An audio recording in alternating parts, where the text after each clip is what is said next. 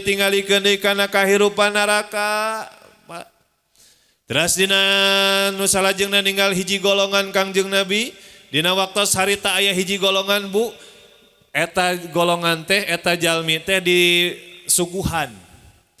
Dipalih katuhu aya suguhan teh daging teh asak, raos, wah pokoknya mah luar biasa Pak. Lamun aya nama daging steak teh Pak. Daging sapi nu pangsaena teh bari jeung dimasak asak. Dina palih kencana sami disuguhan.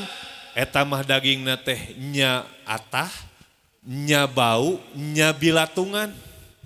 Eta golongan teh Pak tos di sajian eta dua sajian teh ya. Di payunanana milihna teh ka dieu we Pak tinggal. Kanu kenca we am deui. Padahal aya ieu daging nu sae.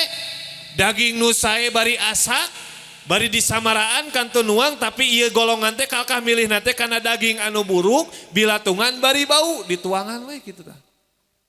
Nangis jungjunan bari naros ka malaikat Jibril, 5 daya Jibril saha cenah eta teh. Hei Muhammad, bahwa eta teh adalah golongan umat anjeun ketika hirup di alam dunia. Nah, boga anu halal, boga pamajikan anu halal, tapi kalakah ngecer. Kalakah hartosna tukang zina.